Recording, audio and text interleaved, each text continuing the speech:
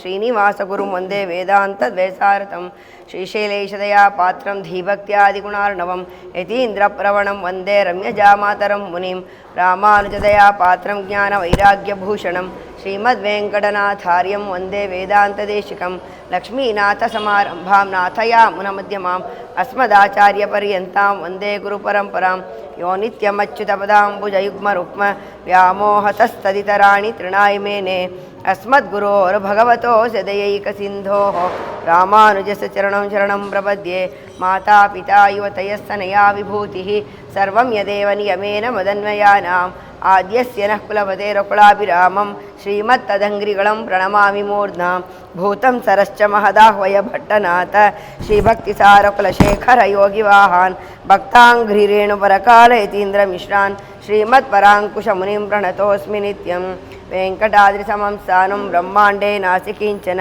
वेङ्कटेशसमो देवो न भूतो न भविष्यति ஆலஹில்லே நெறியுமென்றலர் மேல் மங்கை உரை மார்பா நிகரில் புகழாய் உலகமூன் உடையாய் என்னை ஆழ்வானே நிகரில் அமரர் முனைக்கணங்கள் விரும்பும் திருவேங்கடத்தானே புகழ் ஒன்னில்லா அடியேன் உன்னடி கீழ் அமர்ந்து புகுந்தேனே श्री विष्णु चित्तकुलनंदन कल्पवल्लीं श्रीरंगराज हरिचंदन योग दृश्यां साक्षात् क्षमा करुणया कमलाभिमान्यां गोदामनन्य शरणं शरणमहं प्रपद्ये कर्कटे पूरपल्गुण्यां तुलसी काननोद्भवां पाण्ड्ये विश्वंभरा गोदां वन्दे श्रीरंगनायकीं नीलातुङ्गस्तनगिरितटी सुप्तमुद्बोध्य कृष्णं पारार्च्यं स्वं श्रुतिशतशिरसिद्धमध्यापयन्तीं स्वोचिष्टायां सजनिगलितुं या बलात्कृत्य भुङ्क्ते गोदा तस्यै नमैदमिदं भूय एवास्तु भूयः अन्नवयल पुதுவை ஆண்டாளரங்கற்கு பன்னத்திருப்பாவை பல்பதியும்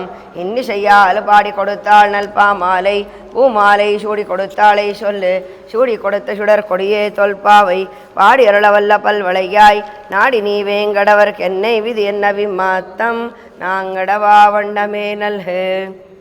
9ನೇ ದಿನದ ಇವತ್ತಿನ ಪಾಶುರ. ತೂಮಣಿ ಮಾಡುತ್ತು ಸುತ್ತುಂ ವಿಳಕ್ಕೆರಿಯ ಧೂಪಂ ಕಮಲ ತುಯಿಲಣೈ ಮೇಲ್ ಕಣ್ವಳரும் மாமான் மகளே மணிக்கதவந்தாள் திரவாய் மாமீரவழை எழுப்பீரோ உன் மகள்தான் ஊமையோ அன்னிச்செவிடோ அனந்தலோ ஏம பெருந்தையில் மந்திரப்பட்டாளோ மாமாயன் மாதவன் வைகுந்தனென்னென்னு நாமம் பலமும் நவின்றேலோ ரெம்பாவாய். ಭಗವಂತನ ನಾಮಸ್ಮರಣೆಯ ರುಚಿಯೇ ಗೊತ್ತಿಲ್ಲದಂತಹ ಒಬ್ಬಳು ಗೋಪಿಕಾಸ್ತ್ರೀಯರನ್ನು ಎಬ್ಸಿದ್ದಾಯಿತು. ಭಗವಂತನ ನಾಮಸ್ಮರಣೆ ಏನು ಅಂತ ಗೊತ್ತಿದ್ದು ಇನ್ನೂ ಮಲಗಿದಂತಹ ಗೋಪಿಕಾಸ್ತ್ರೀಯರನ್ನು ಕೂಡ ಎಬ್ಸಿದ್ದಾಯಿತು.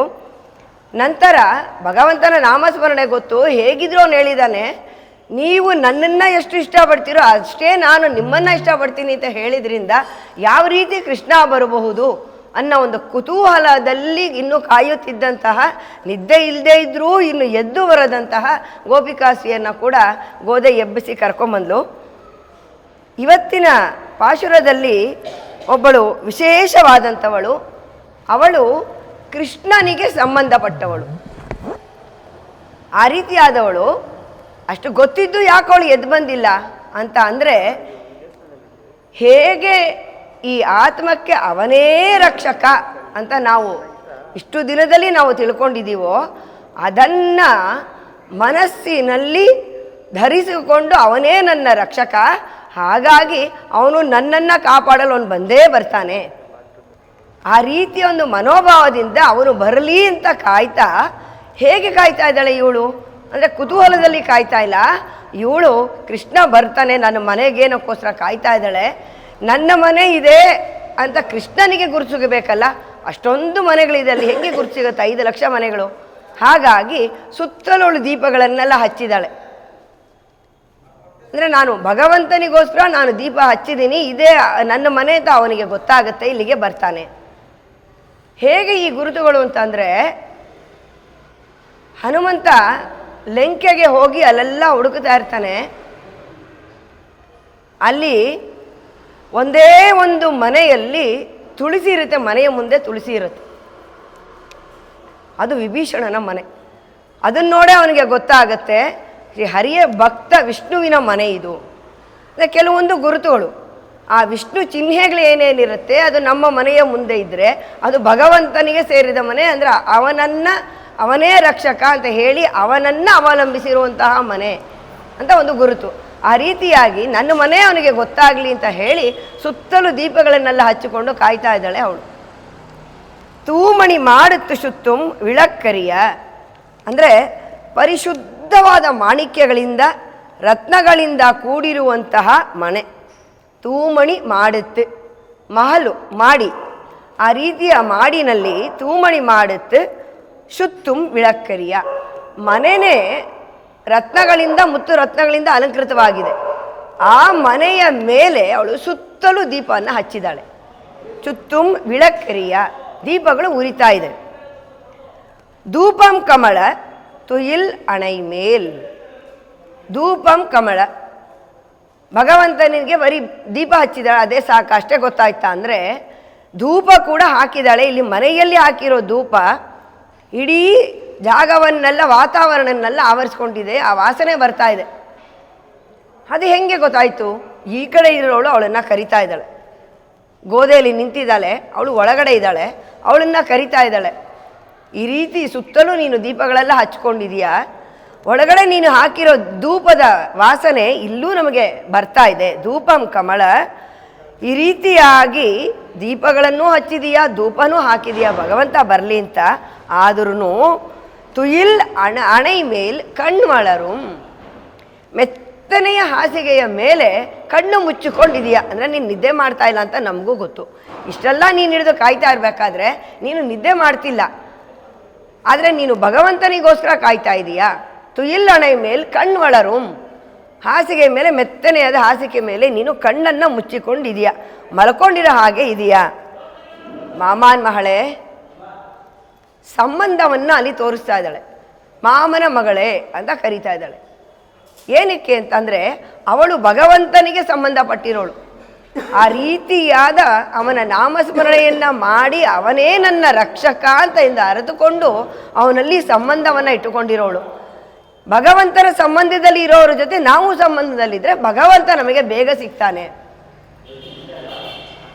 ಹೇಗೆ ಈಗ ಯಾವುದಾದ್ರು ಒಂದು ಆಫೀಸ್ಗೆ ಹೋಗಬೇಕು, ಅಲ್ಲಿರೋ ಅಧಿಕಾರಿನ ನೋಡಬೇಕು ಅಂತ, ಉನ್ನತ ಅಧಿಕಾರಿನ ನೋಡಬೇಕು ಅಂದರೆ ಅವರಿಗೆ ಯಾರು ಸಂಬಂಧಪಟ್ಟಿದ್ರೆ ಅವರ ಸಂಬಂಧದ ಮೂಲಕ ನಾವು ಹೋದರೆ ಸುಲಭವಾಗಿ ಅವ್ರ ಬಳಿ ನಾವು ಹೊರಟೋಗ್ಬೋದು. ಅಲ್ಲಿರೋ ಎಲ್ಲರನ್ನೂ ಕಾಯ್ತಾ ಕಾವಲುಗಾರನೂ ಕೇಳಬೇಕು, ಮ್ಯಾನೇಜರ್ನೂ ಕೇಳಬೇಕು, ಅವನನ್ನು ಕೇಳಬೇಕು, ಮತ್ತೊಬ್ಬರನ್ನು ಕೇಳಬೇಕು, ಆಮೇಲೆ ಉನ್ನತ ಅಧಿಕಾರಿ ಹತ್ರ ಹೋಗಬೇಕು. ಆ ರೀತಿಯಾದ ಸನ್ನಿವೇಶ ಇರೋದಿಲ್ಲ. ಅವರಿಗೆ ಗೊತ್ತಿರೋರಂಥವ್ರು ಆದರೆ ಬೇಗ ಅವ್ರ ಜೊತೆಯಲ್ಲಿ ನೇರ ನಮಗೆ ಬೇಕಾದವರು, ಇವರು ಅವ್ರಿಗೆ ಬೇಕಾದವರು ಅಂತ ಎಲ್ರಿಗೂ ಗೊತ್ತು, ಜೊತೇಲಿ ಹೋಗ್ತಿರೋರು ನಮಗೆ ಬೇಕಾದವರು ಅಂತ ಅವ್ರು ಹೇಳೋದ್ರಿಂದ ಸಹಜವಾಗಿ ಅವ್ರ ಹತ್ರ ಬೇಗ ಹೊರಟೋಗ್ಬಿಡ್ಬೋದು. ಹಾಗಾಗಿ ಭಗವಂತನಲ್ಲಿ ಯಾರು ಸಂಬಂಧವನ್ನು ಹೊಂದಿರ್ತಾರೆ ಅವರಿಗೆ ನಾವು ಸಂಬಂಧವನ್ನು ಹೊಂದಬೇಕು. ಅಂದರೆ ಅರ್ಥ, ಭಗವಂತನಿಗೆ ಸಂಬಂಧ ಹೊಂದವರು ಯಾರು? ನಮ್ಮ ಆಚಾರ್ಯರು, ನಮ್ಮ ಹಿರಿಕರು, ಸಂಪ್ರದಾಯವನ್ನು ಹಾಕಿಕೊಟ್ಟಂಥವರು. ಅವರ ಜೊತೆ ನಾವು ಸಂಬಂಧವನ್ನು ಇಟ್ಟುಕೊಂಡ್ರೆ, ನಮ್ಮ ಆಚಾರ್ಯ ಜೊತೆ ಸಂಬಂಧವನ್ನು ಇಟ್ಟುಕೊಂಡ್ರೆ ಅತಿ ಶೀಘ್ರವಾಗಿ ನಾವು ಅವನನ್ನು ತಲುಪಬಹುದು, ಅವನ ಸಾನ್ನಿಧ್ಯವನ್ನು ಪಡಿಬಹುದು. ಸುಲಭವಾದ ಮಾರ್ಗ ಅದು. ಆ ರೀತಿಯಾಗಿ ಅವಳನ್ನು ಮಾಮಾನ್ ಮಹಳೆ ಅಂತ ಕರಿತಾ ಇದ್ದಾಳೆ. ಮಣಿಕದವಂತಾಳ್ ತಿರುವಾಯ್, ನೀನು ಮಲ್ಕೊಂಡಿದೆಯಲ್ಲ, ಮನೆಯೇ ಮುತ್ತು ರತ್ನಗಳಿಂದ ಅಲಂಕರಿಸಿರೋಂತಹ ಮನೆ, ಅದರೊಳಗೆ ಅವಳು ಮಲ್ಕೊಂಡಿರೋ ಒಂದು ರೂಮ್ ಏನಿದೆ, ಆ ಕೊಠಡಿ ಏನಿದೆ, ಅದರ ಬಾಗಿಲುಗಳನ್ನು ಮಣಿಗಳಿಂದ ಅಲಂಕರಿಸಿದೆ. ಅಂದರೆ ಅಷ್ಟೊಂದು ಐಶ್ವರ್ಯವಂತೆ.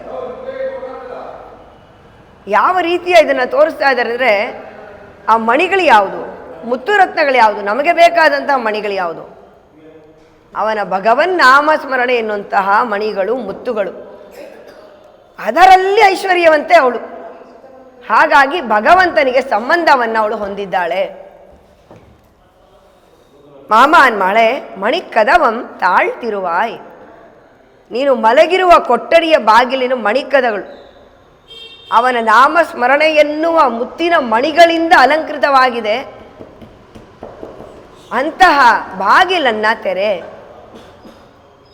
ಇಲ್ಲಿ ಹೋಲಿಕೆ ಏನು ಅಂತ ಅಂದರೆ, ಈ ಶರೀರವೇ ಮನೆ. ಆ ಶರೀರವನ್ನು ಅವನ ನಾಮಸ್ಮರಣೆಯನ್ನು, ಅದಕ್ಕೆ ನೀರಾಟಂ ಅಂತ ಹೇಳ್ತಾ ಇದ್ದಾಳೆ. ಆ ನೀರಾಟದಿಂದ ಅವನ ನಾಮಸ್ಮರಣೆಗಳಿಂದ ನಾವು ತುಂಬಿಸಬೇಕದನ್ನು. ಸದಾಕಾಲ ಅವನ ಧ್ಯಾನವನ್ನು ಮಾಡಿ ಅದನ್ನು ತುಂಬಿಸಿದರೆ ಜ್ಞಾನದ ದೀಪ ಬೆಳಗುತ್ತೆ. ಆ ಜ್ಞಾನದ ದೀಪ ಅವನಿಗೆ ಕಾಣುತ್ತೆ, ಓ ಇವನು ನನ್ನ ಭಕ್ತರು, ನನ್ನ ಜ್ಞಾನವನ್ನು ಹೊಂದಿರುವವರು ಅವನಿಗೆ ಕಂಡು ಅವನು ಬರ್ತಾನೆ, ಆ ಆಧಾರವನ್ನು ಹಿಡ್ಕೊಂಡು ಬರ್ತಾನೆ. ಆಗ ನಾವು ನಮ್ಮ ಹೃದಯದ ಬಾಗಿಲುಗಳನ್ನು ತೆರಿಬೇಕು. ಆ ಹೃದಯದ ಬಾಗಿಲು ಹೇಗೆ ಅಲಂಕೃತವಾಗಿರುತ್ತೆ? ಮುತ್ತಿನ ಮಣಿಗಳಿಂದ ಅಲಂಕೃತವಾಗಿರುತ್ತೆ. ಯಾಕೆ ಅಂದರೆ ಸದಾಕಾಲ ಅವನ ಧ್ಯಾನವನ್ನು ಮಾಡಿರುತ್ತೆ. ಆ ಜ್ಞಾನದ ಬೆಳಕಿನಿಂದ ಅವನು ಬಂದಾಗ ಆ ಹೃದಯದಲ್ಲಿ ಅವನು ಬಂದು ನೆಲೆಸ್ತಾನೆ. ಆ ಹೃದಯದ ಬಾಗಿಲು ಮಣಿಗಳಿಂದ ನಮಗೆ ಅಲಂಕೃತವಾಗಿರುತ್ತೆ ಅವನು ಬರೋವಾಗ.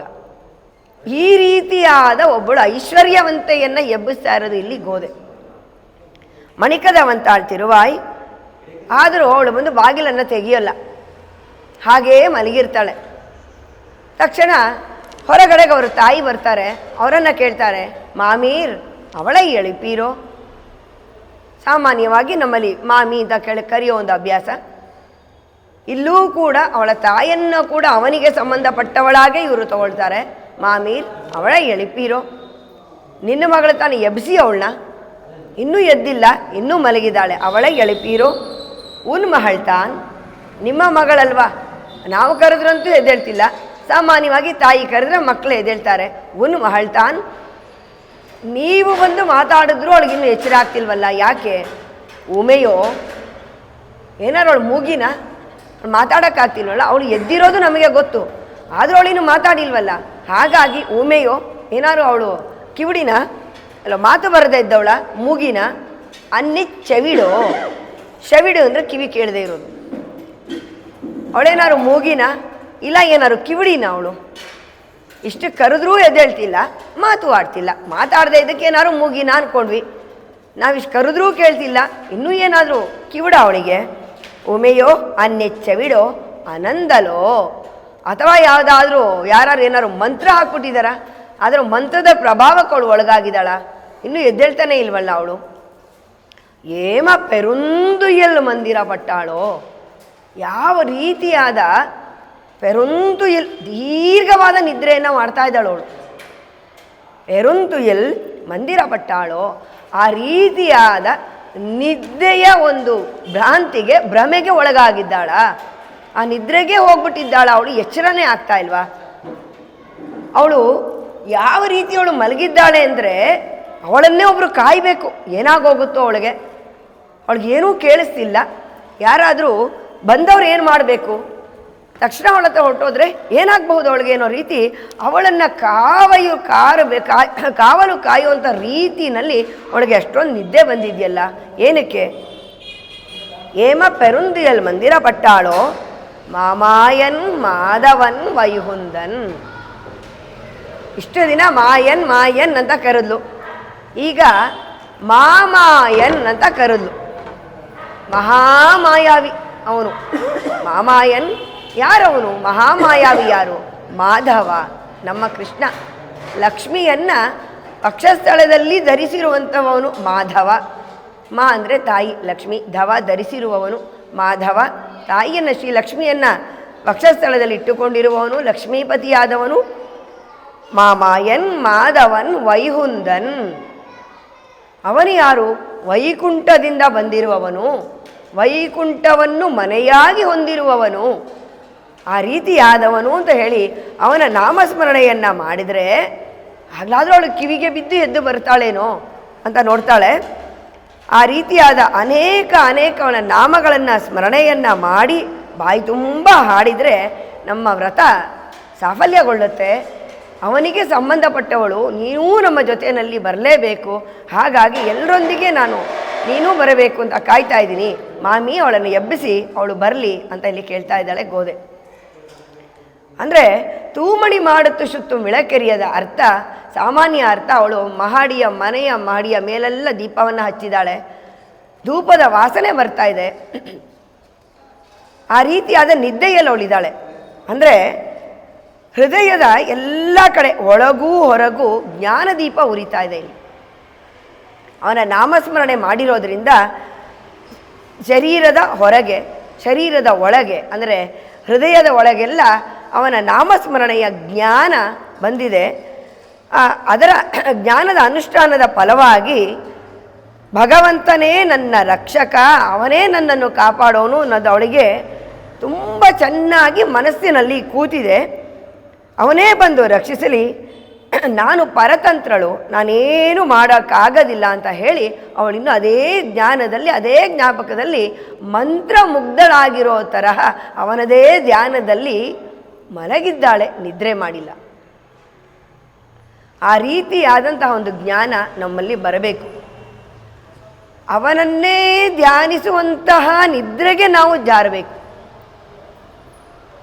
ಹೇಗೆ ಅವನು ಯೋಗ ನಿದ್ರೆಯಲ್ಲಿದ್ದು ನಮ್ಮ ರಕ್ಷಣೆಯನ್ನೇ ಸದಾ ಚಿಂತಿಸುತ್ತಾನೋ, ನಮ್ಮ ರಕ್ಷಕನಾದ ಅವನ ಚಿಂತನೆಯನ್ನು ನಾವು ಸದಾ ಕಾಲ ಮಾಡಬೇಕು ಅಂತ ಇಲ್ಲಿ ಹೇಳ್ತಾ ಇದ್ದಾರೆ. ಮಣಿಕದವಂತಾಳ್ ಈ ರೀತಿ ಅವನ ಧ್ಯಾನ ಮಾಡೋದರಿಂದ ನಮ್ಮ ಹೃದಯ ಕೂಡ ಮುತ್ತಿನ ಮಣಿಗಳಿಂದ ತುಂಬಿರುವಂತಹ ಒಂದು ಕವಾಟವಾಗತ್ತೆ. ಆ ಕವಾಟವನ್ನು ತೆಗೆದು ಅವನು ಒಳಗೆ ಬರಬೇಕು. ಆ ರೀತಿಯಾಗಿ ನಾವು ಮಾಡಬೇಕು ಅಂತ ಇಲ್ಲಿ ಗೋದೆ ಹೇಳ್ತಾ ಇದ್ದಾಳೆ. ಇಲ್ಲಿ ಎರಡು ರೀತಿಯ ಭಗವಂತನ ಧ್ಯಾನವನ್ನು ತೋರಿಸ್ಕೊಡ್ತಾ ಇದ್ದಾಳೆ ಗೋದೆ. ಹೊರಗಿರುವವರು ಜೋರಾದ ಧ್ವನಿಯಲ್ಲಿ ಅವನ ನಾಮಸ್ಮರಣೆಯನ್ನು ಮಾಡ್ತಾ ಇದ್ದಾರೆ. ಮಾಮಾಯನ್ ಮಾಧವನ್ ವೈಹುಂದನ್ ಅಂತ ಹೇಳಿ ಅವನ ಸಹಸ್ರ ನಾಮ ಸ್ಮರಣೆಗಳನ್ನು ಹೊರಗಡೆ ಇರೋರು ಮಾಡ್ತಾ ಇದ್ದಾರೆ. ಆದರೆ ಒಳಗಡೆ ಇರೋವಳು ಶಾಂತ ಚಿತ್ತದಿಂದ ಅವನನ್ನೇ ಸ್ಮರಿಸುತ್ತಾ ಮಲಗಿರೋ ಹಾಗೆ ಮಲಗಿದ್ದಾಳೆ. ಅವಳೂ ಶಾಂತವಾಗಿದ್ದಾಳೆ.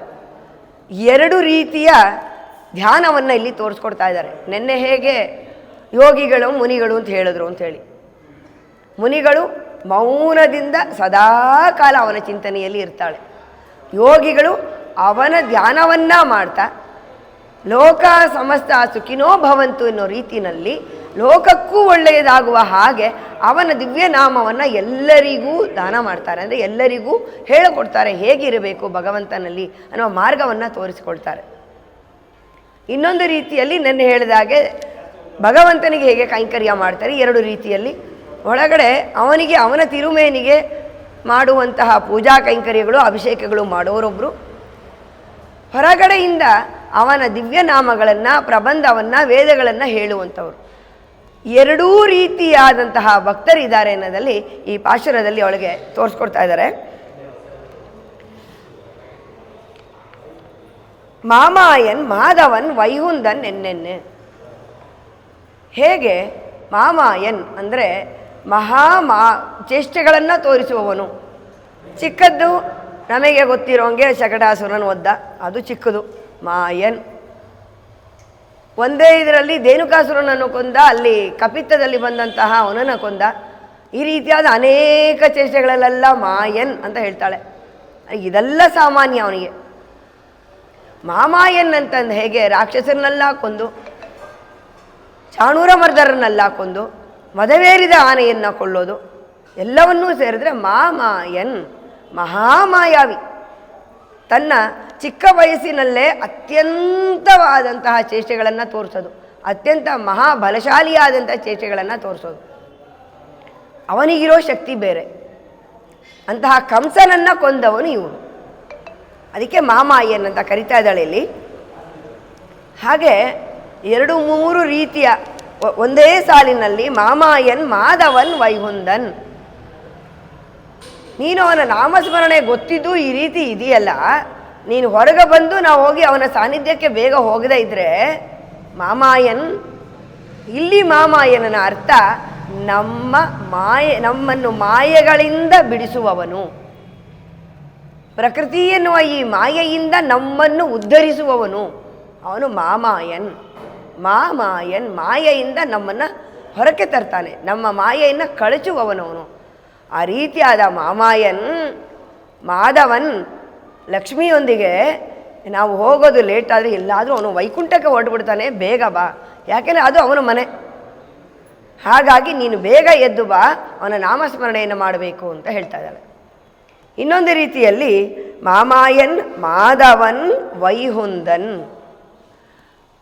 ಆ ಮಾಮಾಯನು ನಮ್ಮನ್ನು ಮಾಯೆಗಳಿಂದ ತಪ್ಪಿಸಿ ಕರೆದುಕೊಂಡು ಬರುವವನು, ಮಾಯೆಗಳಿಂದ ನಮ್ಮನ್ನು ರಕ್ಷಿಸುವಂತಹ ಮಾಮಾಯನು, ಅವನನ್ನು ಶ್ರೀ ಲಕ್ಷ್ಮಿಯೊಂದಿಗೆ ಧ್ಯಾನಿಸಿದರೆ ವೈಹುಂದನ್ ವೈಕುಂಠವನ್ನು ಕೊಡ್ತಾನೆ, ಮೋಕ್ಷವನ್ನು ಕೊಡ್ತಾನೆ.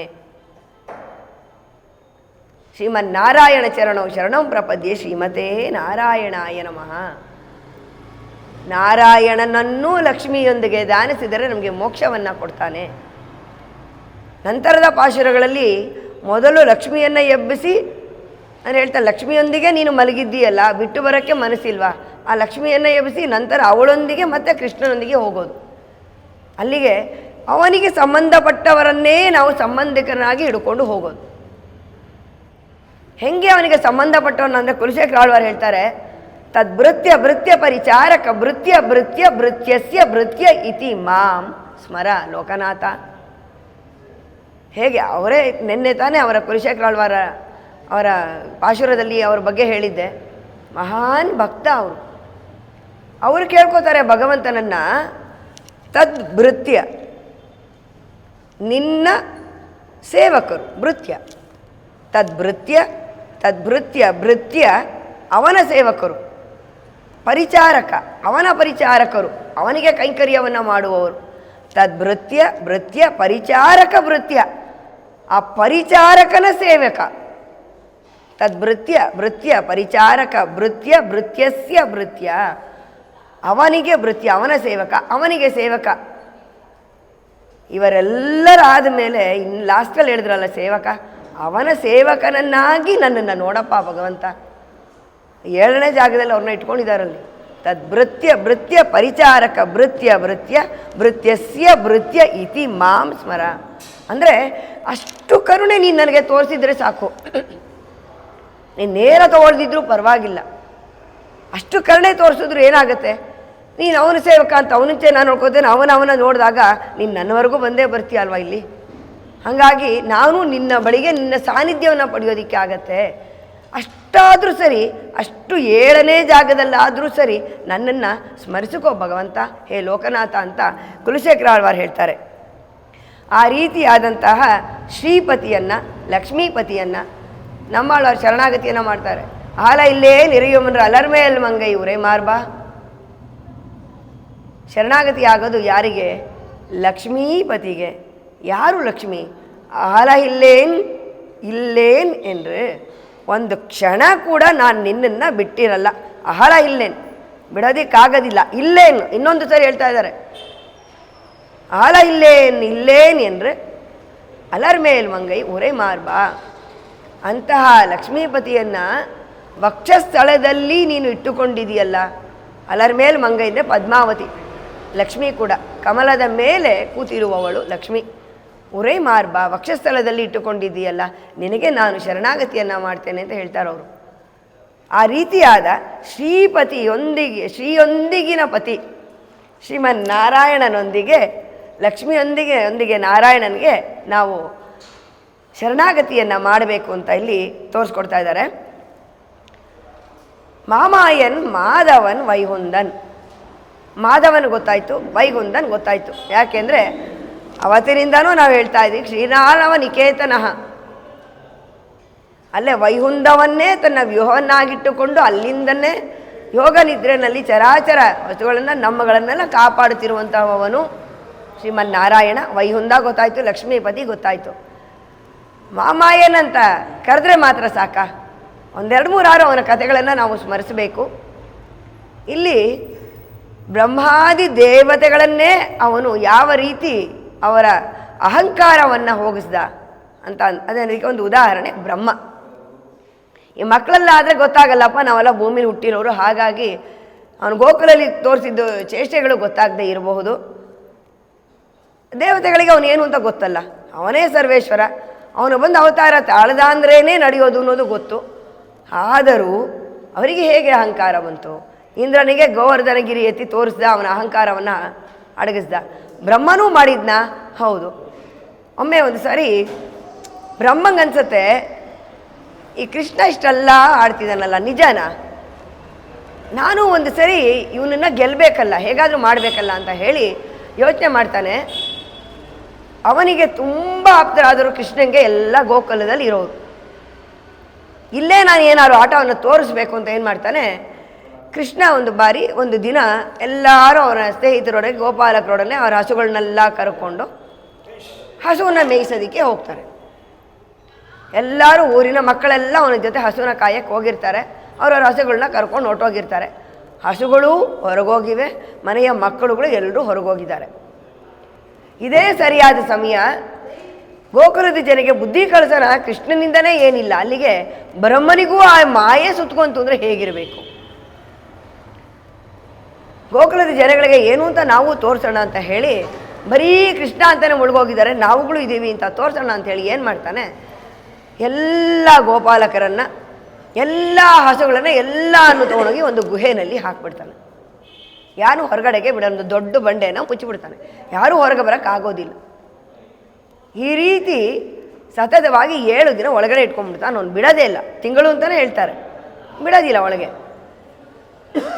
ಆಮೇಲೆ ಒಂದು ದಿನ ನೋಡ್ತಾನೆ, ಈಗ ಗೋಕುಲದಲ್ಲಿ ಎಲ್ಲರೂ ತುಂಬ ಹೆದರ್ಬಿಟ್ಟಿರ್ತಾರೆ. ಯಾಕೆಂದರೆ ಮಕ್ಕಳಿಲ್ಲ, ಹಸುಗಳೂ ಇಲ್ಲ, ಜೀವನೂ ಇಲ್ಲ, ಜೀವನವೂ ಇಲ್ಲ. ಯಾಕೆಂದರೆ ಮಕ್ಕಳೇ ಅವ್ರ ಜೀವ, ಮಕ್ಕಳಿಲ್ಲ, ಹಸುಗಳಿಲ್ದಾದ ಮೇಲೆ ಜೀವನ ಇಲ್ಲ. ಯಾಕೆಂದರೆ ಅವ್ರದ್ದು ಅದೇ ಜೀವನ. ಹಾಲನ್ನು ಕರೆದು ಮಾರಿ ಅದರಲ್ಲಿ ಮೊಸರನ್ನ ಮಾಡಿ ಬೆಣ್ಣೆಯನ್ನು ಮಾಡಿ ಮಾರಿ ಜೀವನ ನಡೆಸ್ತಾ ಇದ್ದದ್ದು. ಎರಡೂ ಇಲ್ಲಲ್ಲ.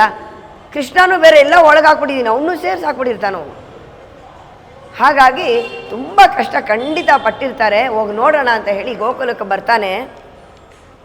ಯಾವುದೇ ವ್ಯತ್ಯಾಸ ಇರೋದಿಲ್ಲ ಅಲ್ಲಿ.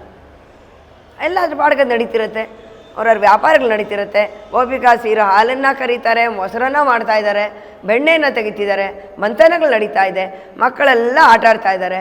ಅವ್ರ ಪಾಡ್ಗವ್ರ ಹಸುಗಳನ್ನ ಕರ್ಕೊಂಡು ಹೋಗ್ತಾರೆ, ಮೇಯಿಸ್ತಾರೆ, ವಾಪಸ್ ಕರ್ಕೊಂಬಂದು ದೊಡ್ಡಿಗಳಲ್ಲಿ ಕಟ್ತಾ ಇದ್ದಾರೆ. ದಿನನಿತ್ಯದ ಜೀವನ ಹೇಗಿತ್ತೋ ಎಲ್ಲ ಹಾಗೇ ಇದೆ. ಬ್ರಹ್ಮಂಗೆ ಆಶ್ಚರ್ಯ ಆಗೋಗುತ್ತೆ, ಹೇಗೆ ಸಾಧ್ಯ? ಆ ಗುಹೆಯಿಂದ ಅವರು ಹೊರಗೆ ಬರೋಕ್ಕೆ ಸಾಧ್ಯ ಇರಲಿಲ್ಲ, ಆ ರೀತಿಯಾಗಿ ನಾನು ಮಾಡಿದ್ದೆ, ಹೆಂಗೆ ಬಂದರು ಅಂತ ಹೇಳಿ ಹಾಗಾರೆಲ್ಲ ತಪ್ಪಿಸ್ಕೊಂಬಿಟ್ಟಿರ್ಬೇಕು ಅಂಥೇಳಿ ನಂತರ ಗುಹೆಯಲ್ಲಿ ಹೋಗಿ ನೋಡ್ತಾನೆ. ಅಲ್ಲಿ ಎಲ್ಲರೂ ಹಾಗೇ ಇರ್ತಾರೆ. ಅಲ್ಲಿದ್ದವ್ರಿಗೂ ಏನೂ ತೊಂದರೆ ಇಲ್ಲ, ಹೊರಗೇನವ್ರಿಗೂ ತೊಂದರೆ ಇಲ್ಲ. ಅಲ್ಲಿದ್ದವ್ರನ್ನ ಸಾಕ್ಷಾತ್ ಕೃಷ್ಣ ಅಲ್ಲೇ ಇದ್ದ, ಅವನು ನೋಡಿಕೊಂಡ. ಇಲ್ಲಿ ಹಾಗಿದ್ರೆ ಊರಲ್ಲಿ ಏನಾಯಿತು? ಕೃಷ್ಣನಿಗೆ ಈ ಬ್ರಹ್ಮನ ಕುತಂತ್ರ ಗೊತ್ತಾಗಿದ್ದ ತಕ್ಷಣ ಏನು ಮಾಡ್ತಾನೆ, ಎಷ್ಟು ಹಸುಗಳಿದ್ದು ಅಷ್ಟೂ ಕೃಷ್ಣ, ಎಷ್ಟು ಗೋಪಾಲಕರಿದ್ರು ಅಷ್ಟೂ ಜನ ಕೃಷ್ಣ. ಹಾಗಾಗಿ ಯಾರಿಗೂ ನಮ್ಮ ಮಕ್ಕಳಿಲ್ಲ ಅನ್ನೋ ಅನುಭವನೇ ಬರಲಿಲ್ಲಂತ. ಕೃಷ್ಣನೇ ಎಲ್ಲರಿಗೂ ಅವರವರ ಮಕ್ಕಳ ಅನುಭವವನ್ನು ಕೊಟ್ಟಿದ್ದಾನೆ. ಹಸುಗಳು ಅವನದೇ ಸೃಷ್ಟಿ, ಅದೇ ಬರ್ತಾಯಿದ್ವು, ಗೊಂತಲ್ಲಿ ನಿಂತಾಯಿದ್ವು. ಇನ್ನೂ ಒಂದು ಆಶ್ಚರ್ಯ ಏನಾಯ್ತಂತೆ ಅಂದರೆ, ಮಾಮೂಲಿನಂತೆ ಏನು ಹಸು ಹಾಲು ಕೊಡ್ತಿತ್ತು ಅದಕ್ಕೆ 10 ಬಟ್ಟರಷ್ಟು ಹಾಲು ಸಿಕ್ತಿತ್ತಂತ ಅವ್ರಿಗೆ. ಅವ್ರು ಅಂದ್ಕೊಂಡಿದ್ದಂತೆ, ಓ ಮಕ್ಕಳೆಲ್ಲ ಚೆನ್ನಾಗಿ ಹಸುಗಳಿಗೆಲ್ಲ ಹುಲ್ಲೆಲ್ಲ ಚೆನ್ನಾಗಿ ತಿನ್ನಿಸ್ತಾ ಇದ್ದಾರೆ, ಹಾಗಾಗಿ ಹಾಲು ಚೆನ್ನಾಗಿ ಕೊಡ್ತಾ ಇದೆ. ಅವರುಗಳೆಲ್ಲ ಹಾಗೆ ತಿಳಿದಿದ್ರಂತೆ. ಬ್ರಹ್ಮ ಹೋಗಿ ನಿಂತ್ಕೊಂಡು ನೋಡ್ತಾನಂತೆ. ಒಂದು ಹಸು ನೋಡಿದರೆ ಆ ಹಸು ಕೃಷ್ಣ. ಅವನಿಗೆ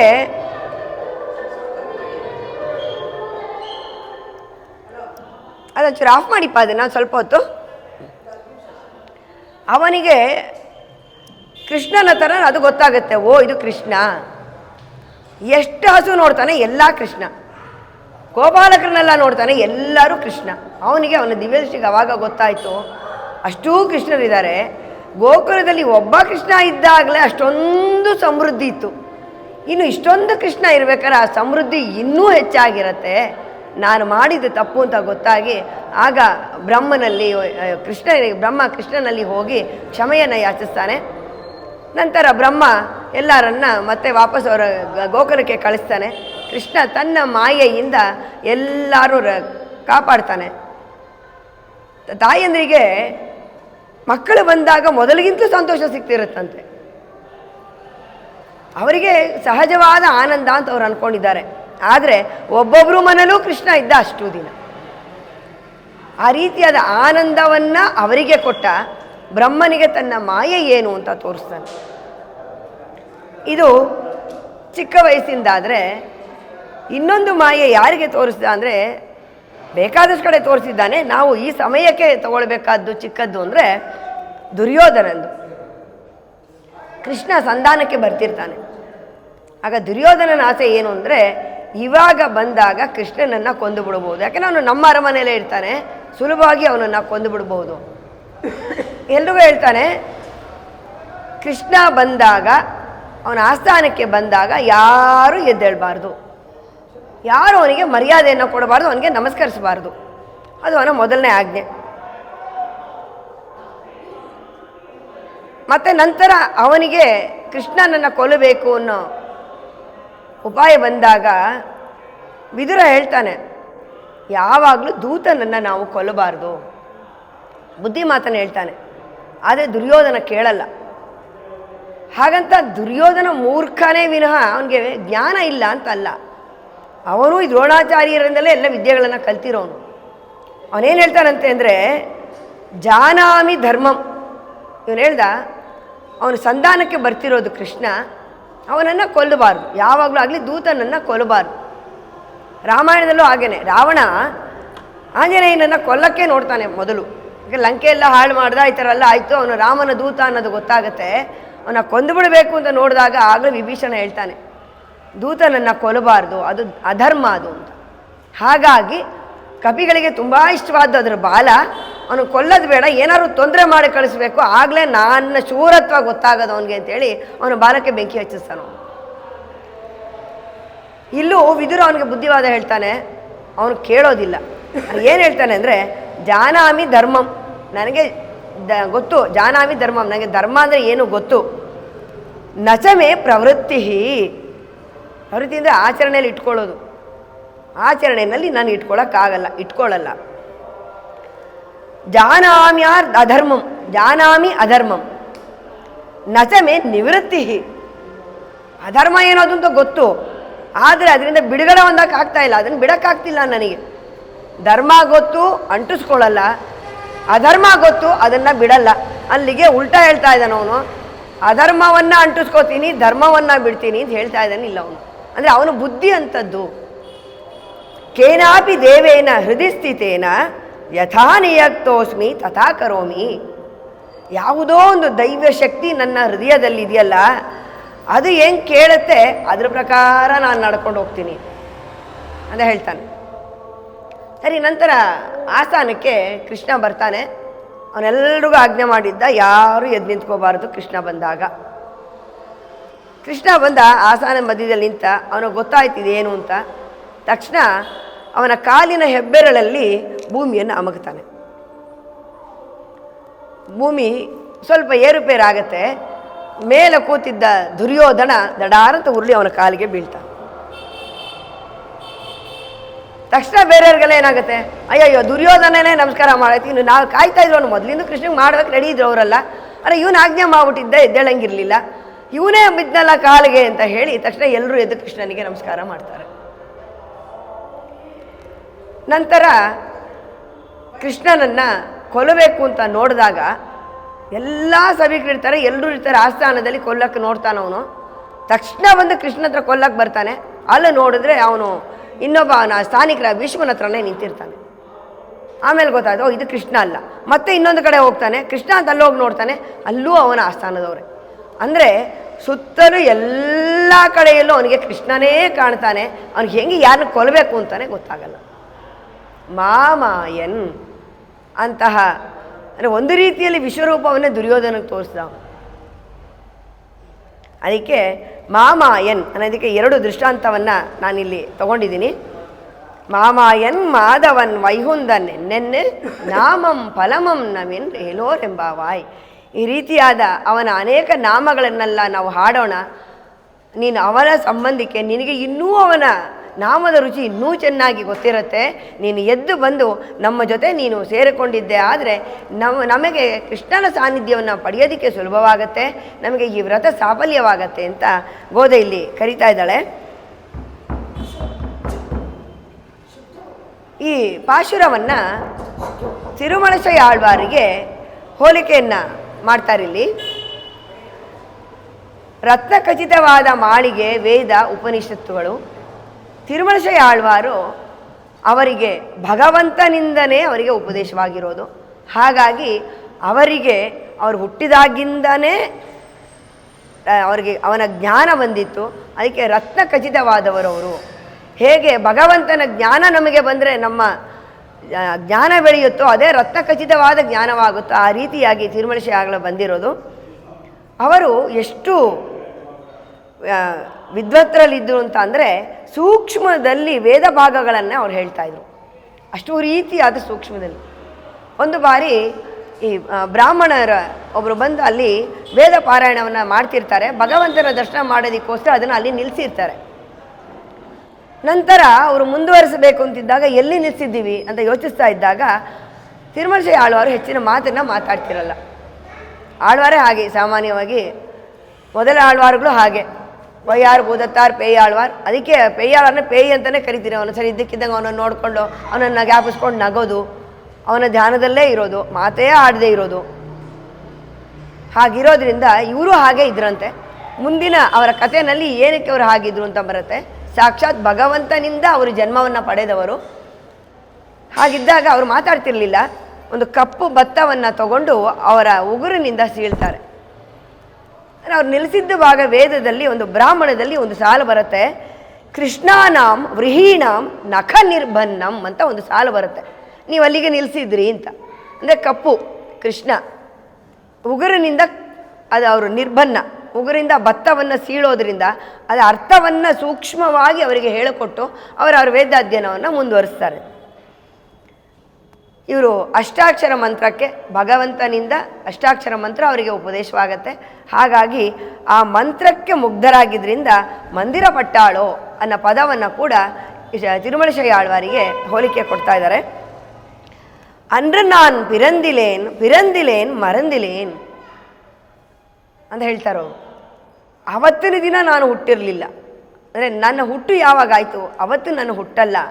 ಯಾವಾಗ ಭಗವಂತ ಬಂದು ನನಗೆ ಉಪದೇಶವನ್ನು ಕೊಟ್ಟನೋ ಅಲ್ಲಿಂದ ನನ್ನ ಜನ್ಮ ಪ್ರಾರಂಭವಾಯಿತು. ಆ ಜನ್ಮವನ್ನು ನಾನು ಮರೆತಿಲ್ಲ. ಅಂದ್ರೆ ನಾನು ಬಿರಂದಿಲೇನ್ ಪಿರಂದ ಪಿನ್ ಮರಂದಿಲೇನ್ ಅಂತ ತಿರುಚಂದ ತಮ್ಮಲ್ಲಿ ಅವರಿಗೆ ಹೇಳ್ತಾ ಇದ್ದಾರೆ. ಮುಂಚೆ ಹುಟ್ಟಿದ್ದೇ ಸುಳ್ಳು, ನನ್ನ ಜನ್ಮವೇ ಅಲ್ಲ ಅದು. ಆದರೆ ಭಗವಂತನ ಮಂತ್ರೋಪದೇಶದಿಂದ ಹುಟ್ಟಿದ ಮೇಲೆ ನಾನು ಅದನ್ನು ಯಾವತ್ತೂ ಮರೀಲಿಲ್ಲ ಅಂತ ಹೇಳ್ತಾರೆ. ಎಟ್ಟಿನೋರ್ ಈರೆಂಡುಂ ಕೈಯೆತ್ತಿನಾಲು ಮನಂದನ್ನೈ ಕಟ್ಟಿ ಅಂತ ಅವರ ಶ್ರೀಸೂಕ್ತಿ ಸಾಲು ಬರುತ್ತೆ. ಇದನ್ನು ದ್ವಯ ಮಂತ್ರಕ್ಕೆ ಈರೇಣುಂ ಅಂತ ಹೇಳಿ ದ್ವಯ ಮಂತ್ರಕ್ಕೆ ಹೇಳಿದ್ದಾರೆ. ತಮ್ಮ ಮನಸ್ಸನ್ನು ಕಟ್ಟಿಕೊಂಡ ಇವರಿಗೆ ಮಂತ್ರ ಅನುಷ್ಠಾನ ಯಾವ ರೀತಿ ಇತ್ತು ಅಂದರೆ ಅವರು ಮಾತಾಡ್ತಾ ಇದ್ದಾರಾ ಇಲ್ಲ ಸುಮ್ಮನೆ ಇದ್ದಾರಾ, ಅವ್ರಿಗೆ ಮಾತು ಬರೋದಿಲ್ವಾ, ಮಾತಾಡ್ಸಿದ್ರೆ ಅವರು ಮಾತೇ ಆಡ್ತಿರ್ಲಿಲ್ವಂತೆ. ಹಾಗಾಗಿ ಅವ್ರಿಗೇನಾದ್ರು ಕಿವಿ ಕೇಳಿಸ್ತಿರ್ಲಿಲ್ವಾ. ಹಾಗಿದ್ದಿದ್ರಿಂದ ಇಲ್ಲಿ ಆ ಗೋಪಿಕೆಯನ್ನು ಕೇಳೋದನ್ನು ಅಲ್ಲಿ ಅನ್ನಿ ಚೆವಿಡೋ ಆನಂದಲೋ ಒಮ್ಮೆಯೋ ಅನ್ನಿ ಚೆವಿಡೋ ಆನಂದಲೋ ಅನ್ನೋ ಸಾಲನ್ನು ಕೂಡ ಇವರಿಗೆ ಹೋಲಿಕೆಯಾಗಿ ಕೊಡ್ತಾ ಇದ್ದಾರೆ. ಭಗವಂತನ ಧ್ಯಾನದಲ್ಲಿ ಮುಳುಗಿದ್ರೆ ಅವ್ರಿಗೆ ಏನೂ ಗೊತ್ತಾಗ್ತಿರ್ಲಿಲ್ಲ. ಹಾಗೆ ಅವಳು ಮಂದಿರ ಪಟ್ಟಾಳೋ, ಭಗವಂತನ ಯಾವುದೋ ಒಂದು ಮಂತ್ರದಲ್ಲಿ ಅವಳು ಮಂತ್ರಮುಗ್ಧಳಾಗಿ ಹಾಗೆ ಮಲಗಿದ್ದಾಳ ಅಂತ ಹೇಗೆ ಕೇಳಿದ್ರು ಹಾಗೆ ಭಗವಂತನ ದಿವ್ಯನಾಮ ಸ್ಮರಣೆಯಿಂದ ಅವರು ಸದಾಕಾಲ ಹಾಗೆ ಇರ್ತಾ ಇದ್ರಂತೆ. ಇವರು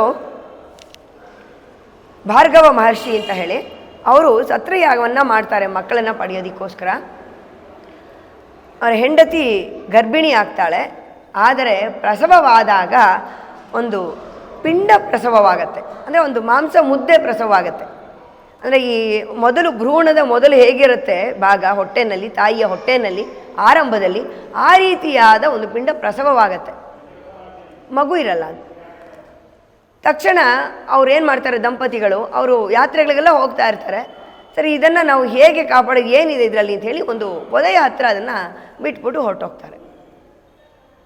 ಇವರು ಸುದರ್ಶನ ಅಂಶ. ಆಗ ಭೂದೇವಿ ಶ್ರೀದೇವಿ ಇಬ್ಬರೂ ಬಂದು ಆ ಮಗುವನ್ನು ಕಾಪಾಡಿಸ್ತಾರೆ. ಅದಕ್ಕೆ ಬಂದು ಆ ಪಿಂಡಕ್ಕೆ ಒಂದು ಮಗುವಿನ ಆಕಾರವನ್ನು ಕೊಡ್ತಾರೆ.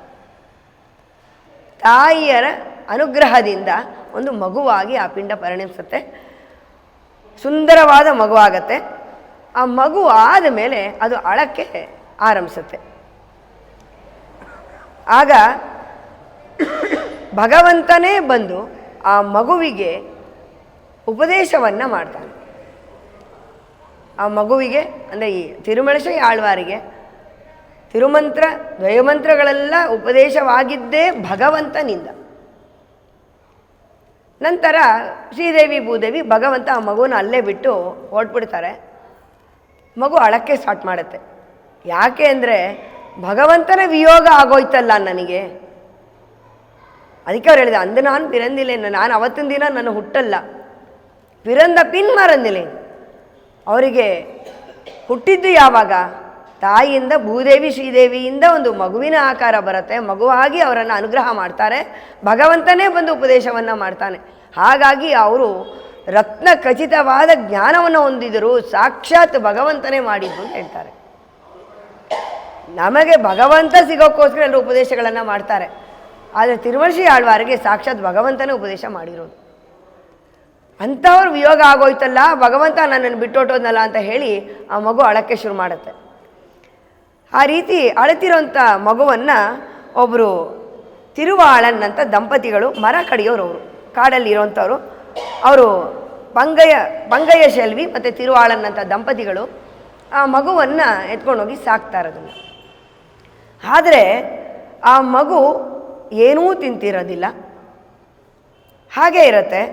ಇವರಿಗೆ ಏನು ಮಾಡೋದ ಮಗುವನ್ನು ಸಾಕಲಿಕ್ಕೆ, ಏನೂ ತಿಂತಾ ಇಲ್ವಲ್ಲ ಅಂತ ಅಂದಾಗ ಒಬ್ಬ ವೃದ್ಧ ಬಂದು ಆ ಮಗುವನ್ನು ನೋಡಿ, ಈ ಮಗು ಬೇರೆ ಯಾವ ಆಹಾರವನ್ನು ತಗೊಳ್ಳೋದಿಲ್ಲ, ಹಸುವಿನ ಹಾಲನ್ನು ಕೊಡಿ, ಅದು ಹಸಿ ಹಸುವಿನ ಹಾಲು, ಅದನ್ನು ಮಾತ್ರ ಆ ಮಗು ತಗೋತಾ ಇರುತ್ತೆ. ಅವ್ರು ಎಷ್ಟೋ ವರ್ಷಗಳಿದ್ದಾಗಲೂ ಅವರು ಆ ಹಸುವಿನ ಹಾಲನ್ನೇ ಸ್ವೀಕರಿಸ್ತಾ ಇದ್ರು. ಆ ರೀತಿಯ ಹಸುವಿನ ಹಾಲನ್ನು ಕೊಟ್ಟು ಆ ಮಗುವಿನ ಪಾಲನೆಯನ್ನು ಮಾಡ್ತಾರೆ ತಿರುವಾಳನ್ ದಂಪತಿಗಳು. ಆ ಹಾಲಿನ ಶೇಷವನ್ನು ಇವರು ಉಪಯೋಗಿಸೋದ್ರಿಂದ ಇವರಿಗೂ ಒಂದು ಮಗು ಆಗತ್ತೆ. ಆ ಮಗುವಿನ ಹೆಸರು ಕಣಿಕಣ್ಣನ್ ಅಂತ. ಅಲ್ಲ, ಅವ್ರಿಗೊಂದು ಗಂಡು ಮಗು ಆಗುತ್ತೆ. ಆ ಕಣಿಕಣ್ಣನ್ನೇ ಈ ತಿರುಮಳಶೈ ಆಳ್ವಾರಿಗೆ ಶಿಷ್ಯನಾಗಿ ಇರ್ತಾರೆ.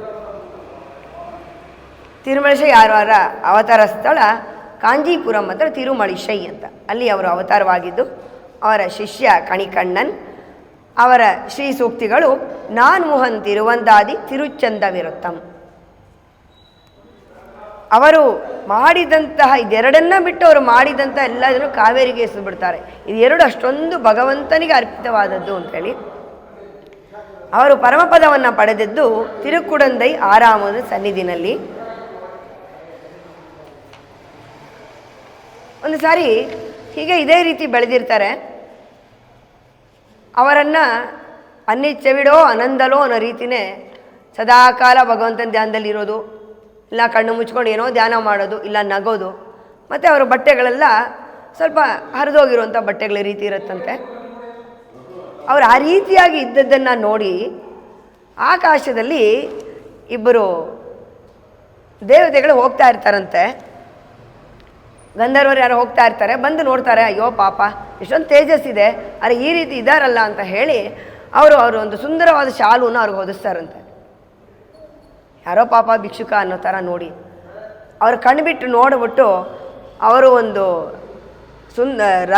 ಮುತ್ತು ರತ್ನಗಳಿಂದ ಚಿನ್ನದಿಂದ ಅಲಂಕೃತವಾದಂತಹ ಒಂದು ಶಾಲುವನ್ನು ಅವರ ಜ್ಞಾನದ ದೃಷ್ಟಿಯಿಂದ ಅದನ್ನು ತರಿಸಿ ಮತ್ತೆ ಅವರಿಗೆ ಕೊಡ್ತಾರಂತೆ. ನೋಡೋದಕ್ಕೆ ಆ ಥರ ಇದ್ದರು, ಅಂತಹ ಮಹಾನ್ ಜ್ಞಾನಿಗಳವರು ಇಲ್ಲಿ ಹೇಳ್ತಾರೆ. ಅವರ ಆಶ್ರಮವನ್ನು ಒಬ್ಬಳು ವೃದ್ಧೆ ನೋಡ್ತಾ ಇರ್ತಾಳೆ, ಅಂದರೆ ಅವರ ಕೈಂಕರ್ಯವನ್ನು ಮಾಡ್ತಾ ಇರ್ತಾಳೆ. ಆಶ್ರಮ ಎಲ್ಲ ಗುಡಿಸೋದು ಒರೆಸೋದು ಅವರ ಕೈಂಕರ್ಯ, ಅವ್ರಿಗೇನು ಬೇಕು ಅವರ ಕೈಂಕರ್ಯವನ್ನು ಮಾಡ್ತಾ ಇರ್ತಾಳೆ ತಿರುಮಳಶೈ ಆಳ್ವಾರ್ಗೆ. ಅವಳ ಕೈಂಕರ್ಯವನ್ನು ನೋಡಿ ತಿರುಮಳಶೈ ಆಳ್ವಾರ್ಗೆ ತುಂಬ ಸಂತೋಷ ಆಗುತ್ತೆ. ಒಂದು ದಿನ ಕೇಳ್ತಾರೆ, ಇಷ್ಟೆಲ್ಲ ಮಾಡ್ತಾ ಇದೆಯಮ್ಮ, ನಿನಗೆ ಏನು ಬೇಕು ಅಂತ ಕೇಳ್ತಾರೆ. ಆ ವೃದ್ಧೆ ರಾಮಾನುಜರು ನೋಡಿದಂತಹ ವೃದ್ಧೆ ತೊಂಡಿ ಅಲ್ಲ. ಅವಳಿಗೆ ಪಾಪ ಏನೋ ಒಂದು ಆಸೆ ಆಯಿತು, ನನಗೆ ನೀವೇನಾದರೂ ಕೊಡೋದೇ ಆದರೆ ಮತ್ತೆ ನನ್ನ ಯೌವನವನ್ನು ನನಗೆ ವಾಪಸ್ ಕೊಡಿಸಿ ಅಂತ ಕೇಳ್ತಾಳೆ. ನನಗೆ ಯೌವನ ಬೇಕು ಅಂತ ಕೇಳ್ತಾಳೆ. ನಮ್ಮ ಶ್ರೀಧರ ಮಾಮ ಪ್ರವಚನದಲ್ಲಿ ಹೇಳ್ತಾ ಇರೋರು, ಒಬ್ಬಳು ಮುದುಕಿಗೆ ಭಗವಂತ ಎದುರುಗಡೆ ಬಂದಂತೆ ಏನು ಬೇಕು ಅಂತ ಕೇಳಿದ್ನಂತೆ. ಅವಳು ಪಾಪ ಅವಳಿಗೆ ಏನು ಬೇಕೇನು ಗೊತ್ತಿಲ್ಲ, ಆದರೆ ಒಂದೇ ಒಂದು ತೊಂದರೆ ಆಗಿದ್ದು ಅವಳಿಗೆ ಜೀವನದಲ್ಲಿ ಅಂದರೆ ಅವಳು ತವರಿಂದ ಬರಬೇಕಾದ್ರೆ ತಾಯಿ ಮನೆಯಿಂದ ಒಂದು ಈಳಿಗೆ ಮಣೆನೂ ಒಂದು ಏನೋ ಒಂದು ಪರಕೆ ಇದುಗಳು ತೊಗೊಂಬಂದಿದ್ಲಂತೆ. ಅದು ಸೌದೋಗಿತ್ತು. ಈಳ್ಗೆ ಮನೆ ತಲೆ ಅಲ್ಲಾಡ್ತಾ ಇತ್ತು, ತೆಂಗಿನಕಾಯಿ ತುರಿಯೋಕೆ ಆಗ್ತಾ ಇರಲಿಲ್ಲ. ಆ ಪರಕೆ ಸೌದೋಗಿ ಇವಳು ಬೇಕಾದಷ್ಟು ಪರಕೆಗಳನ್ನ ತಂದು ಸಾಕಾಯಿತು. ಏನು ಜೀವನಕ್ಕೂ ಇದಿಲ್ಲದೆ ಇರೋ ತರೋದು ಕಷ್ಟ ಆಯಿತು. ಇದೆರಡು ನನಗೆ ತುಂಬ ಮುಖ್ಯ. ಇದನ್ನು ಕೇಳಿಬಿಟ್ರೆ ಭಗವಂತನನ್ನು ನಾನು ಇರೋವರೆಗೂ ನೆಮ್ಮದಿಯ ಇರಬೇಕು ಅಂತ ಹೇಳಿಬಿಟ್ಟು ಆಡಾದ ಅರುವಾಮಂ. ಅರುವ ಅಂದರೆ ಈಳ್ಗೆ ಮನೆ, ಆಡಾದ ಅಲ್ಲಾಡಬಾರ್ದು, ಕರೆಕ್ಟಾಗಿ ಸ್ಥಿರವಾಗಿರಬೇಕು ತೆಂಗಿನಕಾಯಿ ತುರಿಯೋಕ್ಕೆ. ಆ ರೀತಿಯಾದಂತಹ ಒಂದು ಈಳ್ಗೆ ಮನೆ ತೇಯಾದ ದೊಡಬೊಮ್ಮ ಅಂತ ಕೇಳಿದ್ಲಂತೆ. ಸೌದೆ ಸವಿಯದೇ ಇರೋಂತಹ ಒಂದು ಪರಕೆ. ಅಂದರೆ ಭಗವಂತನಲ್ಲಿ ನಾವು ಏನು ಕೇಳ್ಕೋಬೇಕು ಅನ್ನೋದನ್ನು ನಾವು ಮೊದಲು ತಿಳ್ಕೋಬೇಕು ಅಂದರೆ ಹೇಳೋಂಥ ದೃಷ್ಟಾಂತ ಕಥೆಗಳಷ್ಟೇ. ಆದರೆ ಇಲ್ಲಿ ತಿರುಮಣಶಿ ಆಳ್ವಾರ ಜ್ಞಾನ ಏನು ಅಂತ ಗೊತ್ತಿದ್ದು ಆ ಮುದುಕಿ ಕೇಳೋದು ಅವಳಿಗೆ ಯೌವನವನ್ನು ಮತ್ತೆ ಕೊಡಿಸು ಅಂತ. ಸರಿ, ಅವಳು ಕೇಳಿದ್ದು ಇವರು ಕೊಟ್ಟರು. ತುಂಬ ಸುರದ್ರೂಪಿಯಾದ ಒಂದು ಯುವತಿ ಆದಳು. ಅವಳಲ್ಲಿ ಆಶ್ರಮದ ಹತ್ರ ಓಡಾಡ್ತಾ ಇರಬೇಕಾದ್ರೆ ಅಲ್ಲಿನ ರಾಜ ಪಲ್ಲವರಾಯ ಸುಂದರಿಯನ್ನು ನೋಡ್ತಾನೆ. ಅವಳಿಗೆ ಆಕರ್ಷಿತಗೊಂಡು ನನಗೆ ಮದುವೆ ಆಗ್ತೀಯಾ ಅಂತ ಕೇಳ್ತಾನೆ. ಸರಿ, ಅವಳಿಗೂ ಯೌವನ ಇತ್ತು. ಇನ್ನೇನು ರಾಜನೇ ಬಂದು ಕೇಳಿದ್ಮೇಲೆ ಇನ್ನೇನು ಅವಳು ಮದುವೆ ಆದಳು. ಎಷ್ಟೇ ಕಾಲ ಆದರೂ ಏನಾಗ್ತಿದೆ ಅಂದರೆ ರಾಜ ವೃದ್ಧ ಆಗ್ತಿರ್ತಾನೆ, ಅವಳು ಮಾತ್ರ ಹಾಗೇ ಇರ್ತಾಳೆ. ನಾವಾಗ ಕೇಳ್ತಾನವನು, ನಿನ್ನ ಯೌವನದ ಗುಟ್ಟೇನು ಅಂತ. ಅವಾಗ ಹೇಳ್ತಾಳೆ, ಈ ಥರ ನಾನು ತಿರುಮಣಶಿ ಆಳ್ವಾರ್ ಅಂತ ಒಬ್ಬರು ಮಹಾನ್ ಯೋಗಿಗಳಿದ್ದರು, ಅವರ ಕೈಂಕರ್ಯವನ್ನು ನಾನು ಮಾಡ್ತಾ ಇದ್ದೆ.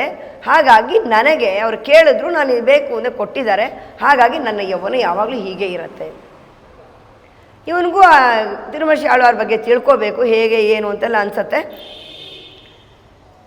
ಅಲ್ಲಿಗೆ ಅವನ ಭಟರನ್ನೆಲ್ಲ ಕಳಿಸ್ತಾನೆ. ಅವರು ಆ ಊರಿನ ಹೊರಗಡೆ ಒಂದು ಜಾಗದಲ್ಲಿ ಇರ್ತಾರೆ. ತಿರುವೆಕ್ಕ ಅಂತ ಆ ಊರಿನ ಹೆಸರು. ಸೊನ್ನವಣ್ಣ ಶಂಜ ಪೆರುಮಾಳ್ ಅಂತ ದೇವರಿಗೆ ಹೆಸರು. ಯಾಕಷ್ಟು ಉದ್ದ ಹೆಸರು ಬಂತು ಅದೇ ಕಥೆನೇ ಮುಂದೆ ಬರೋದು. ಅಲ್ಲಿ ಅವರು ಭಗವಂತನಿಗೆ ಆರಾಧನೆ ಮಾಡ್ತಾ ಇರ್ತಾರೆ. ಅಲ್ಲಿ ಇರ್ತಾರೆ ಅವರು, ಕನಿಕಣ್ಣನಿಬ್ಬರು ಇರ್ತಾರೆ. ರಾಜನ ಭಟ್ರು ಅಲ್ಲಿಗೆ ಹೋಗ್ತಾರೆ. ನೋಡು, ನನ್ನ ರಾಜ ನಿಮ್ಮನ್ನು ಕರಿತಿದ್ದಾನೆ, ಅಲ್ಲಿಗೆ ಬನ್ನಿ. ಇವು ಹೋಗೋದಿಲ್ಲ. ಕನಿಕಣ್ಣನ ಹೇಳ್ತಾನೆ, ನಮ್ಮ ಆಚಾರ್ಯರು ನಮ್ಮ ಗುರುಗಳು ಎಲ್ಲಿಗೂ ಬರೋದಿಲ್ಲ ಅಂತ ಹೇಳ್ತಾರೆ. ಕಡೆಗೆ ಅವನಿಗೆ ತುಂಬ ಕೋಪ ಬಂದು ಏನು ಮಾಡ್ತಾನೆ ರಾಜನ ಭಟ್ರು ಹೋಗಿ ಅವ್ರಿಗೆ ಹೇಳ್ತಾರೆ, ಅವರಿಲ್ಲೆಲ್ಲ ಬರ್ತಾ ಇಲ್ಲ, ಅವ್ರು ಹೇಳ್ದಂಗೆ ಕೇಳ್ತಾ ಇಲ್ಲ. ರಾಜ ಹೇಳ್ತಾನೆ ಕನಿಕಣ್ಣನಿಗೂ ಅವ್ರ ಶಿಷ್ಯರಿಗೂ ಹೇಳ್ತಾನೆ, ಅವರು ಬಂದು ನನ್ನನ್ನು ವೈಭವೀಕರಿಸಬೇಕು. ಇನ್ನು ಭಗವಂತನ ಬಿಟ್ಟರೆ ಬೇರೆ ಇನ್ನು ಯಾರ ಬಗ್ಗೆನೂ ಅವ್ರು ಹಾಡ್ತಿರಲ್ಲ. ಆ ಭಗವಂತನೇ ಹೇಗೆ ಹೊಗಳ್ತಾ ಇದ್ರು ಹಾಗೆ ನನ್ನನ್ನು ಹೊಗಳಬೇಕು, ನನ್ನ ಬಗ್ಗೆನೂ ಅವ್ರು ಹೇಳಬೇಕು ಅಂತ. ಅದು ಸಾಧ್ಯನೇ ಇಲ್ಲ ಅಂತ ಅವನ ಶಿಷ್ಯ ಕಣಿಕಣ್ಣನ ರಾಜನಿಗೆ ಹೇಳ್ತಾನೆ. ಅವಾಗ ರಾಜ ಏನು ಮಾಡ್ತಾನೆ, ನನ್ನ ಆಜ್ಞೆ ನೀವು ಕೇಳಲ್ಲ ಅನ್ನಂಗಿದ್ರೆ ನೀವು ಈ ನನ್ನ ರಾಜ್ಯವನ್ನು ಬಿಟ್ಟು ಹೋಗಬೇಕು. ಕಣಿಕಣ್ಣನ್ ಬಂದು ಹೇಳ್ತಾನೆ, ನೋಡಿ ಈ ಥರ ರಾಜ ಹಿಂಗೆ ಹೇಳ್ಬಿಟ್ಟಿದ್ದಾನೆ, ಸೊ ಈಗ ನಾವು ಹೊರಡಬೇಕು, ಇಲ್ಲಿಂದ ಹೊರಡೋಣ, ಈ ರಾಜ್ಯವನ್ನು ಬಿಟ್ಟು ಬೇರೆ ಆ ಕಡೆಗೆಲ್ಲಾದರೂ ಹೊರಟೋಗೋಣ ಅಂತ ಹೇಳ್ತಾನೆ ಅವನು. ಸರಿ, ಹೊರಡ್ತಾನೆ. ಇಲ್ಲಿ ಭಗವಂತ ಆದಿಶೇಷನ ಮೇಲೆ ಮಲಗಿದ್ದಾನೆ. ಇಲ್ಲಿ ಬಂದವ್ರು ಹೇಳ್ತಾರೆ, ಕಣಿಕಣ್ಣ ಹೊರಡ್ತಾ ಇದ್ದಾನೆ, ನಾನು ಹೊರಡ್ತಾ ಇದ್ದೀನಿ, ನೀನು ನಿನ್ನ ಹಾಸಿಗೆಯನ್ನು ಸುತ್ಕೊಂಡು ಹೊರಡು ಅಂತ ಅಂದರು.